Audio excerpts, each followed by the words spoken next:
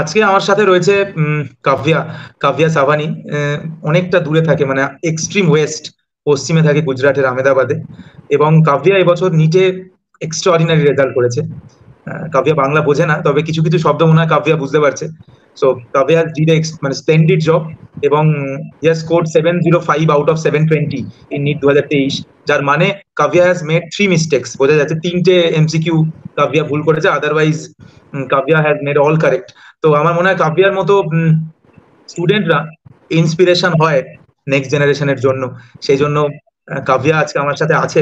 এবং I am so lucky that I have the opportunity to teach Kavya at some point of time, at some point of life. আমি আগেও বলেছি, আমি যখন post করেছিলাম ফেসবুকে বা ইউটিউবে কাব্যার রেজাল্ট নিয়ে, আমি সেখানেও লিখেছিলাম যে I have no credit in Kavya's result. Probably no teachers can actually should say that, because যারা এরকম র্যাঙ্কার হয় তাদের রেজাল্টের পিছনে অ্যাকচুয়ালি if any মানে যেই পড়াক, whoever teaches this type of students, actually the student will excel. So it does not matter which institute, which teacher, because the student itself is brilliant. So আমার কোনো কৃতিত্ব নেই, বাট আমার সৌভাগ্য যে for the some time I have the opportunity to teach Kavya, and right now Kavya is here. Welcome Kavya. And first of all, a very warm congratulations, many congratulations for your excellent result. And probably you are in the top 5 in Gujarat, yes, if I'm not wrong. Yes. So my Hindi and English is very weak, so please pardon me on this side. My बस मतलब emotion को समझ जाना, बस that's it, that's all that matters. Kavya को मुझे इसलिए याद है कि काव्या एक्चुअली सबसे अच्छा मेरे बारे में लिखता था बेसिकली। सो काव्या, मतलब तुम कैसे स्टे कर गया, क्योंकि मैं तो एक बंगाली हूँ, तो मेरा हिंदी इंग्लिश इतना अच्छा नहीं है। एंड तुम उस क्लास में कैसे स्टे कर गया, क्योंकि बाकी तो स्टूडेंट इतना स्टे नहीं करता था नॉर्मली उस टाइम पे। सर आप जैसे कह रहे हैं ना, आप जब प्लेटफॉर्म पे पढ़ाते थे तो बहुत सारे टीचर्स थे, तो ऐसा नहीं है, मैं काफ़ी बार दूसरे टीचर्स का भी क्लास ज्वाइन करता था, बट वही है, उस टाइम पे मुझे पता चल गया था कि ये सब्जेक्ट जो है, ये सब्जेक्ट मैं through out the life pursue करने वाला हूँ। तब मुझे पता चल गया था कि बायोलॉजी वही सब्जेक्ट है जो मैं अपनी पूरी लाइफ कंटिन्यू रखूंगा, और स्पेशली मेडिसिन वाला पार्ट। फिर मैंने आपका लेक्चर देखा, और एक रीज़न है सर, आपके क्लास में बच्चे क्यों नहीं टिकते थे, क्योंकि अभी हम जो डिस्कस कर रहे थे, बच्चों का जनरली क्या माइंडसेट होता है, वो टीचर चाहिए जो हमें 100 क्वेश्चन ला के दे, जो नीट के प्रीवियस ईयर क्वेश्चन दे दो या एनसीईआरटी डिराइव्ड क्वेश्चन दे दो। और आपके जो क्वेश्चन होते थे ना सर, दे आर, मतलब मैं क्या कहूँ, वो जो लेवल था, वो लेवल से ही मैं इंप्रेस हो गया था क्वेश्चंस के, क्योंकि आपके वो कोई स्ट्रेट फॉरवर्ड, वो ऑर्थोडॉक्स मेंटालिटी वाले क्वेश्चन नहीं होते थे, एनसीईआरटी की लाइन उठा के पूछ दी, 4 ऑप्शन दे दिए। आपके क्वेश्चंस कुछ अलग थॉट प्रोसेस डिमांड कर रहे थे। आपके आप जो क्वेश्चंस लेके आते थे, आप जिस तरीके से कोई चीज़ को समझाते थे, you weren't just confined to a particular syllabus, आप पूरे बायोलॉजी को एज अ होल पढ़ाते थे। तो दैट वाज द रीज़न मैं स्टिक रहा उससे। और मैंने जब दूसरे टीचर्स का देखा तो सब वही रेस में लगे हुए हैं कि कौन सबसे ज़्यादा क्वेश्चन करवा रहा है। कुछ को देख रहे हो 10,000 प्लस क्वेश्चन करवा रहे हैं, एनसीईआरटी की कोई लाइन उठा के पूछ रहे हैं, नीट के प्रीवियस ईयर क्वेश्चन करवा रहे हैं। तो बच्चों की मेंटालिटी वो हो गई है कि may be this is more helpful अगर हम ये क्वेश्चंस करेंगे। और अभी तो सबको वही लग रहा है कि एनसीईआरटी के बाहर का क्योंकि नहीं पूछा जा रहा है, तो there is no point in studying something that is out of NCERT. तो इसलिए शायद स्टूडेंट्स आपके क्लास में वो नहीं करते थे, बट मुझे तो क्योंकि इंटरेस्ट हो गया था इस सब्जेक्ट में, तो मैं तो फैन हो गया था सर। मैं तो एवरीडे वेट करता, 10 बजे की क्लास होती थी, मुझे अभी भी याद है, एग्जैक्ट 10 PM को आप क्लास स्टार्ट करते थे, तो 10 PM को मैं ज्वाइन हो ही जाता था, क्योंकि मेरे हिसाब से वो 1 घंटे 1.5 घंटे में मैं जितना सीखता था, वो मेरी पूरे दिन के जितना भी था ना, उससे ज़्यादा था। मैं पूरे दिन जितना पढ़ता था उससे ज़्यादा मैं वो 1 घंटे में नॉलेज ग्रास्प कर सकता था। आप अगर 25 क्वेश्चन करवाते थे तो उसमें से एटलीस्ट 10 या 15 तो इतने थे जिसमें से काफ़ी कुछ मुझे जानने को मिलता था। तो मेरे हिसाब से लोग आजकल जो कर रहे हैं ना कि एनसीईआरटी के हमें 100 क्वेश्चन 200 क्वेश्चन करवा दो, उससे अच्छा if you practice 10 to 15 quality questions a day, तो आपको वो चीज करने की, वो एफर्ट डालने की जरूरत ही नहीं। साल बोर्ड्स था, this was my first year appearing NEET, और इसी साल मैंने बोर्ड्स दिया था, this was my 12th standard. And मैं हमेशा बोलता हूँ, तुम्हें भी पूछना चाहूंगा कि तुम्हें क्या लगता है, मैं हमेशा बोलता हूँ कि it is always your best chance in the first attempt, मतलब उससे अच्छा कभी नहीं होता है। ये तुम्हें क्या लगता है? बिल्कुल सही बात है सर, बिकॉज लोग पता नहीं, जनरली एक मिसपरसेप्शन होता है, लोगों को लगता है कि there are two separate exam, boards and NEET, और दोनों की अलग अलग प्रिपरेशन करनी है। एक्चुअली सिलेबस सेम है, अगर चीज वो सेम पूछना चाह रहे हैं, then why are we treating them as 2 different exams? If they are asking the same thing, if they have the same thing to ask, तो फिर पता नहीं, जनरली बोर्ड के पहले भी क्या होता है, बच्चे बोलते हैं कि अब नीट का पढ़ना छोड़ना पड़ेगा, अब एक महीने पूरा बोर्ड्स पे फोकस करो। पर मुझे वो समझ ही नहीं आता कि अगर सेम चीज है जो आपको पढ़नी है, then why are you saying that I have to drop NEET and focus on boards now? It's the same thing you have to prepare. तो मैंने बोर्ड्स के लिए ना ही कभी कोई डेडिकेटेड लेक्चर्स देखे थे, कि कुछ लोग बोर्ड्स के लिए अलग से लेक्चर्स देखते हैं, अलग से टाइम इन्वेस्ट करते हैं, उन्हें ऐसा लगता है कि we need a different practice in that. मैंने ऐसा कुछ नहीं करा है। और apart from that I also had mathematics as a side subject in my boards. मैंने वो प्रिपेयर करते हुए 95% लाए हैं बोर्ड्स में, सीबीएसई बोर्ड में, एन एग्रीगेट ऑफ 95%। तो मेरा तो यही बिलीफ है कि अगर आप कोई चीज अच्छे से समझ के पढ़ रहे हो ना, तो I don't think you will need a separate preparation for boards. आपका जो नीट में है वही बोर्ड्स में हो जाएगा। यही मैं हमेशा बोलता हूँ, और मैं बोलते बोलते हैरान हो गया कि अगर पेसमेकर ऑफ हार्ट ऐसे नोड है तो वो बोर्ड में एवी नोड नहीं हो जाएगा, हाँ। वो बोर्ड में भी ऐसे नोड ही रहेगा, वो नीट में भी ऐसे नोड रहेगा, वो ओलंपियाड में भी ऐसे नोड रहेगा, वो एमबीबीएस में भी ऐसे नोड रहेगा, एमडी में भी ऐसे नोड रहेगा। It will not change. Science का यही सबसे एडवांटेज है। मैं हमेशा बोलता हूँ कि कोई भी अगर स्टूडेंट साइंस का है, उसका एडवांटेज यही है कि अगर उसको एक बार कॉन्सेप्ट समझ में आ गया, then he can do wonders. मतलब मान लो तुमको अगर एक बार समझ में आ गया चीज, देन तुम कोई भी डिफिकल्ट क्वेश्चन दो, यू कैन सॉल्व, क्योंकि तुम्हारा वो कॉन्सेप्ट तो पता है। That is the main thing, that is the main thing. But so basically Kavya, मतलब तुम जो बोल रहे हो कि जो लोग ऐसे सोचते हैं कि नीट का प्रिपरेशन बोर्ड का प्रिपरेशन अलग है, so basically they are making mistake, और वो ड्रॉप ईयर के शायद वो उस तरफ चला जाएगा कि उसको ड्रॉप लेना पड़ेगा, क्योंकि उसका सोच ही ऐसा होता है। मेरे हिसाब से taking a drop just because आपको बोर्ड और नीट अलग अलग ट्रीट कर रहे हो आप, I guess it's wasting 1 year of your life. कोई स्टूडेंट 700 से ज्यादा स्कोर कर रहा है, मतलब obviously is discipline and consistent.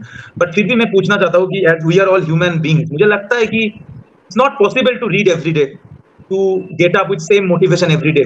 We must get distracted, we must feel कि नहीं पढ़ रहा है आज, नहीं हो रहा है, और ऐसे एक दिन नहीं, शायद हो सकता है कि एक हफ्ता नहीं पढ़ सका। ऐसे हुआ है तुम्हारे साथ कभी, या तुम you are consistent throughout 2 year? Initially हुआ था सर, बट एक चीज मैंने अपने आप में नोटिस करी है, मैं ये बोल रहा हूँ कि इनिशियली जब 11th स्टैंडर्ड शुरू हुआ, then I was very irregular back then. तब मुझे काफी बार पढ़ने का मन ही नहीं होता था, स्पेशली फिजिक्स। मुझे फिजिक्स नहीं पसंद था इनिशियली इन 11th, बट फिर लकीली पता नहीं कुछ तो ऐसे चेंजेस आए कि मुझे पढ़ना पसंद आ गया। मतलब लोग क्या बोलते हैं कि I will study and then I will take a break. Break का क्या मतलब हुआ, आपका जो ऐसा काम है जो आप नहीं करना चाहते, उसके बाद आप ऐसा कुछ करो जो आपको करने का मन है। भाई आप नेटफ्लिक्स देख लो, आप यूट्यूब देख लो। But luckily in mid 11th मेरा ऐसा माइंडसेट डेवलप हो गया, I developed liking to read, to study, specially biology में। तो मुझे कभी वो बर्डन फील ही नहीं हुआ। मतलब सुबह उठ के, हम कहते हैं कि एक मोटिवेशन की जरूरत है पढ़ने की, बट सुबह उठ के मैं सोचता था कि what is the first thing I would do when I wake up, और अंदर से आवाज आती थी कि पढ़ लेते हैं। I became curious in knowing different things, in knowing new things. तो वो एक लाइकिंग डेवलप हो जाती है ना, then you don't need an everyday push कि भाई आज पढ़ना पड़ेगा। आपको अंदर से लगेगा आज पढ़ना है और आज मैं कुछ जानने वाला हूँ नया। और 12th एंड आते आते ऐसा हो गया कि I didn't even need to calculate my study hours. लोग बोलते हैं 10 घंटे पढ़ो, 12 घंटे पढ़ो। मैं ये मानता हूँ कि जब तक आपका दिल नहीं भर जाता तब तक पढ़ते रहो, because if you don't have an internal curiosity to know and internal curiosity to learn, कहीं ना कहीं आप डिमोटिवेट होकर गिर जाओगे। आपको लगेगा कि आज नहीं पढ़ना है, आज रहने देते हैं। But if you develop that liking towards the subject, आपको उस चीज की जरूरत ही नहीं पड़ेगी। And also, अगर कोई, मैं हमेशा बोलता हूँ, जैसे तुमने बोला, and it's a sign of a brilliant student basically, any field, मतलब कोई भी अगर ब्रिलियंट है, मतलब कोई भी फील्ड पे, वो यही बोलता है सेम चीज जो तुमने बोला, that proves that why you did this result basically, कि वो मतलब उसको किसी को मोटिवेट, जैसे उसको यूट्यूब में जाके मोटिवेशनल सेशन फॉर नीट नहीं देखना पड़ता है, उसको जाके रील्स नहीं देखना पड़ता है कि एम्स का क्या रील्स बना रहा है, वो एप्रॉन पर के घूम रहा है और वो सब बैकग्राउंड में म्यूजिक चल रहा है। तो ये सब एक्चुअली जो एक अच्छा स्टूडेंट है उसको लिए नहीं चाहिए। Everything is about the self motivation. और अगर एक बार वो आ गया कि कर दूंगा, तो वो खुद से करेगा। एंड मोस्ट इंपॉर्टेंटली, शायद ये हो सकता है, पता नहीं, कि तुमने शायद कभी रिजल्ट के बारे में सोचा ही नहीं उसके बाद, और because you just feel enjoying the studies. और जो ये करते हैं वो कभी रिजल्ट के बारे में सोचता नहीं है, क्योंकि मैं हमेशा बोलता हूँ result is just a by product. And हो सकता है इसके बाद रिजल्ट एक्स्ट्राऑर्डिनरी हुआ या थोड़ा बिलो एक्स्ट्राऑर्डिनरी हुआ, पर कभी इसके रिजल्ट कभी खराब नहीं हो सकता है। जिसका ऐसा माइंड सेट है, रिजल्ट तो आ ही जाएगा, मतलब ये तो कोई बात ही नहीं है। But that is the main thing. कोई भी चीज है, मतलब अगर मैं हमेशा ये बोलता हूँ कि हाफ हार्टेडली कुछ करना ही नहीं चाहिए। If you don't want to study for NEET just for the fashion, जैसे आजकल नीट एक फैशन हो गया कि नीट देना पड़ता है, नीट नहीं तो 20 lakh students is not actually know the name of the NCERT. जितना लोग देता है ना 20 लाख स्टूडेंट, उसके अंदर 50% को तो एनसीईआरटी नाम ही नहीं पता है कि क्या पढ़ना होता है. So that is the main problem. But everything should, मतलब एवरीवन शुड नो, अगर कर रहे हो कुछ then it should come from inside. क्योंकि तुम आज मेरे बात सुन लोगे, मुझसे थोड़ा मोटिवेट हो जाओगे, वो एक दिन रहेगा, वो दूसरा दिन नहीं रहेगा. नहीं रहे. Motivation can not, it's motivation is basically it's a gimmick. मुझे लगता है ये पूरा एक मीथ है. जो मतलब जो बोलता है ना, जैसे मोटिवेशनल स्पीकर आज तो बहुत ज्यादा हो गया, पर मैं हमेशा बोलता हूँ कि motivational speaker can not change a life, because motivation is a very instant gratification. ये तुम्हें इंस्टेंटली एक तुम्हारा एड्रेनलिन रश कर देगा, बट वो तुम्हें एक डॉक्टर, एक आईएएस नहीं बना सकता. It's impossible. यू हैव, मतलब डॉक्टर बनना है, आईएएस बनना, जो भी है, मतलब कोई भी अगर तुम्हें अच्छा कुछ भी बनना है, सो एवरी डे तुम क्या एफर्ट डाल रहे हो उसके ऊपर डिपेंड करेगा. एंड एवरी डे एफर्ट, वो सेम चीज जो बाहर से बहुत बोरिंग लगेगा, वो चीज को तुम अगर एंजॉय नहीं करोगे तो. सही है सर. सचिन तेंदुलकर अच्छा बिग बैट्समैन, और एवरी डे वो नेट में जाके वो सेम नॉक करता था, सेम सेम सेम. मतलब बाहर से लगता था वो बहुत बोरिंग, बट अगर वो ये 20 साल से किया, इसका मतलब he must enjoy this knocking every day. Otherwise it's not possible sir. कोई भी आदमी एक ही चीज को अगर इतने कंसिस्टेंटली करेगा 2 साल तक, he has to get board. ये तो ह्यूमन टेंडेंसी है बोर होने की. तो यही एक रास्ता है कि अगर आप उसी चीज से प्यार करने लगो, then only you can last these 2 years. और सर मैंने आपको कहा इनिशियली 11th में आई वाज मतलब एक टाइप से कह सकते हैं, मुझे फिजिक्स से नफरत भी थी, because physics was a bit mathematical and most of the NEET aspirants have a bit of problem with physics. But 12th end आते आते सर मेरे को फिजिक्स भी इतना ज़्यादा पसंद आने लगा. Physics actually was starting to become a better subject than biology for me. और इतना ज़्यादा पसंद आया, जेडब्ल्यू मेंस के लिए भी मैंने अपीयर करा था sir. I qualified JEE mains with a 99.45 percentile with a 100% score in physics, a 100 percentile score in physics. Physics में मेरे पूरे नंबर आए थे. और मैंने JEE एडवांस भी अपीयर किया, जिसमें मेरा फिजिक्स में काफ़ी सिग्निफिकेंट स्कोर रहा है. तो ये कुछ बच्चे ऐसा सोच लेते हैं कि भाई मुझे फिजिक्स नहीं पसंद, मुझे केमिस्ट्री नहीं पसंद, मुझे बायोलॉजी नहीं पसंद, तो वो नहीं पसंद 2 साल के लिए. They don't even try to take an interest in the subject. तो मेरे हिसाब से ऐसा इनिशियल परसेप्शन नहीं रखना चाहिए किसी सब्जेक्ट के बारे में. Every student should at least try and understand, क्योंकि अगर आपके सिवाय कोई तो होगा जिसे ये सब्जेक्ट पसंद होगा, then he is liking it for some or the other reason. तो why not give it a try. एक बार क्यों ना उसे समझने की कोशिश करें. और जैसा आपने कहा साइंस है वो पूरा लिंक्ड है, it's not different. Physics, chemistry, biology तीनों आपस में ही रिवॉल्व करते हैं. सो देयर हैज टू, ऐसा नहीं हो सकता कि आपको एक पसंद आ रहा है एक नहीं पसंद आ रहा है. It's just that you don't want to get interested in that. तो why not give it a try. क्या बोलना चाहोगे for the aspirants, quote unquote? इतना पॉपुलर है नीट, इतना काट थ्रोट कंपटीशन, और सब तुम्हारे जैसा रिजल्ट करना चाहता है. सब चाहता है कि मैं, वो मेनली जो चाहता है कि वो एम्स में जाएगा, एप्रॉन पढ़ेगा, यूट्यूब चैनल खुलेगा और रील बनाएगा. That is the main motive. तो सर मेरा तो यही मानना है कि see understand that learning is a process. ये 2 साल की जर्नी में आप काफ़ी बार मतलब लर्न करोगे, आप काफ़ी चीज़ों से सीखोगे. So don't have a closed mind.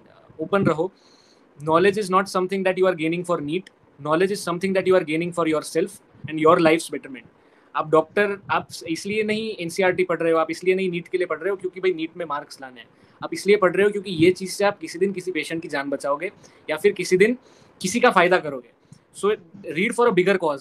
मेरा यही कहना है कि सिर्फ ये मत देखो कि 700 मार्क लाने के लिए, मतलब वीडियो होते हैं ना सर आजकल, score 700+ in 30 days, score 650+ in 30 days.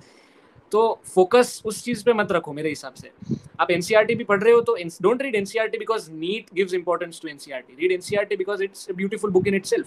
Read NCERT because उसकी जो कॉम्प्लेक्स लाइंस है वो समझने के लिए आपको काफ़ी चीज़ें एक्सप्लोर करनी पड़ेगी, और वो करो. तो don't be confined, open minded रहो थोड़ा. यही है सर. मैंने तो यही करा है 2 साल, और इसमें मेरा तो हो गया. हो जाएगा. वो तुमने बोला ना एक्सप्लोर. सो अगर माइंड वैसे एक्सप्लोर, क्योंकि अगर तुम एक्सप्लोर नहीं करोगे, तुमको लगा कि ये डिफिकल्ट लाइन है, मैं याद कर लेता हूँ, तब तो उससे तुम्हारा क्वेश्चन सॉल्व नहीं होगा. उससे तो मतलब वहां पे ही तुम फंसोगे. All the best. तुम एक बहुत अच्छा डॉक्टर बनो, जाते India can get a very good doctor and you can save many lives by your knowledge. और हमेशा ग्राउंडेड रहना, हम्बल रहना, और कभी भी ऐसे मत सोचना कि you know everything. हमेशा यही सोचना कि सब कुछ जानना अभी भी बाकी है, and there is miles to go before you sleep. So ऐसे अगर माइंड से रखोगे, then you can do wonders because you're a very brilliant student. So keep this spirit with you and all the best for the future. आपको thank you कहना है sir, क्योंकि कहीं ना कहीं मेरा जो अभी माइंडसेट है, मेरी मेंटालिटी है उसने काफ़ी हेल्प करा। अब सर मैं तो मानता हूँ कि दो तरीके से आपको कोई अपनी जर्नी में हेल्प कर सकता है। एक होते हैं डायरेक्ट टीचर्स, जिन्होंने आपको 2 साल पूरा करिकुलम पढ़ाया, एक एक चैप्टर पढ़ाया, और दूसरे आपको कुछ लोग या फिर कोई टीचर्स भी, कुछ रिलेटिव्स भी कई बार ये रोल प्ले कर देते हैं, कुछ टीचर्स भी कई बार ये रोल प्ले कर देते हैं, वो आपको सब्जेक्ट ही पसंद करवा देते हैं। मैं मानता हूँ दोनों का इक्वल कंट्रीब्यूशन है इस चीज़ में, तो मेरे हिसाब से तो आपने दोनों में मेरा रोल प्ले करा था, तो आपको बस थैंक यू कहना है। No no, it's all my pleasure कि मैं तुम्हें मौका मिला था तुम्हें पढ़ाने का, दैट्स ऑल। ठीक है, फिर शायद कभी मिलेंगे, क्योंकि वर्ल्ड बहुत छोटा है और सर्कुलर है, तो शायद मिल जाएगा कभी भी। And it will be my pleasure to meet you, and देखते हैं। तब तक के लिए all the best Kavya. Thank you.